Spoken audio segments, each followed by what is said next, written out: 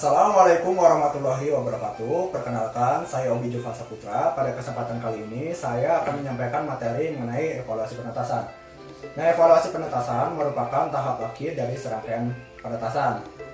Adapun ada beberapa hal yang akan dievaluasi, diantaranya adalah yang pertama, daya tunas atau fertilitas yang dapat diartikan dengan telur-telur yang mengalami perkembangan embrio tanpa mempertimbangkan apakah telur itu akan menetas atau tidak, atau bisa juga didefinisikan sebagai perbandingan antara telur yang fertil dengan jumlah telur yang ditetaskan dan dinyatakan dalam satuan persen.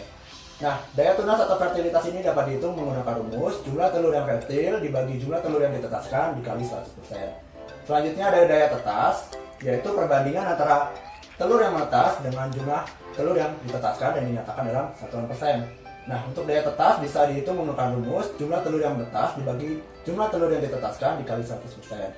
Untuk selanjutnya ada hasil tetas. Hasil tetas merupakan telur yang menetas dari sekelompok telur yang fertil dan dapat dihitung dengan rumus jumlah telur yang menetas dibagi jumlah telur yang fertil dikali 100%. Yang terakhir ada mortalitas, yaitu embrio yang mati selama proses penetasan dan dapat dihitung dengan rumus jumlah telur yang tidak menetas dibagi jumlah telur yang fertil dikali 100%. Kita akan lanjutkan pembahasan mengenai faktor-faktor yang mempengaruhi fertilitas atau daya tunas.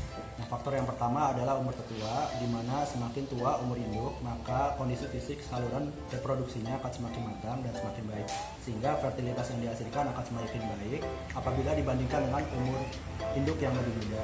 Yang kedua adalah genetik. Secara genetik, unggas tipe petelur lebih tinggi fertilitasnya apabila dibandingkan dengan unggas tipe pedaging. Yang ketiga adalah manajemen pemeliharaan, di mana manajemen pemeliharaan yang baik akan meningkatkan daya tunas atau fertilitas dan sebaliknya. Nah, satu hal mungkin sebagai contoh yang perlu diperhatikan dalam manajemen pemeliharaan adalah kepadatan kandang seperti itu. Selanjutnya, faktor yang keempat adalah manajemen perkawinan yang berkaitan dengan metode perkawinan. Terdiri dari 3 jenis metode. Yang pertama adalah flock mating, di mana satu jantan banding beberapa betina dalam satu flock. Yang kedua adalah pens mating, yaitu metode perkawinan satu jantan banding beberapa betina. Bedanya dengan flock mating, dalam pens mating ini pejantannya digilir pada setiap kandang sehingga jantan lebih sering digunakan dan menurunkan fertilitas atau daya tunas seperti itu. Yang ketiga adalah stud mating, yaitu metode perkawinan antara satu jantan banding satu betina. Nah, dari 3 metode ini, stud mating merupakan metode terbaik untuk menghasilkan fertilitas yang tinggi. Selanjutnya ada yang kelima, faktor rasio jantan dan betina. Semakin tinggi rasio, semakin tinggi pula fertilitasnya. Namun yang perlu diperhatikan untuk menghasilkan fertilitas yang baik, rasio maksimumnya adalah 1 jantan banding 10 betina. Yang keenam adalah faktor pakan. Pakan dengan kualitas yang baik, mengandung nutrisi yang dapat mencukupi kebutuhan, akan meningkatkan daya tunas atau fertilitas.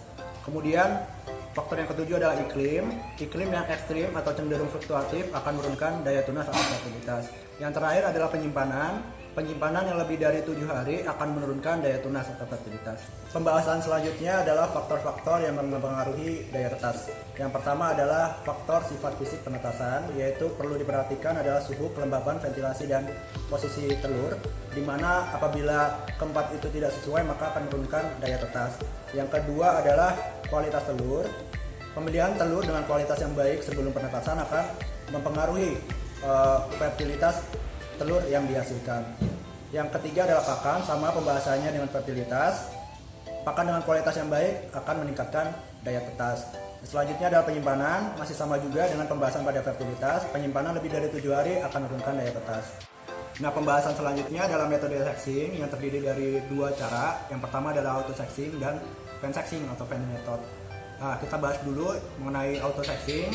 Bisa dilihat dari 2 hal, yaitu warna bulu dan juga suara.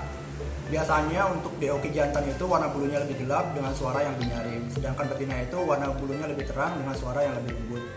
Kemudian untuk fan sexing atau fan method itu biasanya menggunakan bantuan alat, yaitu chick tester, dengan melihat adakah tonjolan pada bagian kloaka. Apabila terdapat tonjolan berarti DOQ itu pejantan, dan apabila tidak berarti DOQ itu betina. Untuk selanjutnya kita bahas ciri-ciri DOQ yang baik. Di antaranya adalah yang pertama, kaki dan paruhnya kuat, lincah, mata bersinar, kemudian pusar tertutup dengan sempurna dan kering, kloaka kering dan bersih, dan bulu yang rapi. Sekian pembahasan mengenai evaluasi penetasan. Kurang dan lebihnya mohon maaf. Wassalamualaikum warahmatullahi wabarakatuh.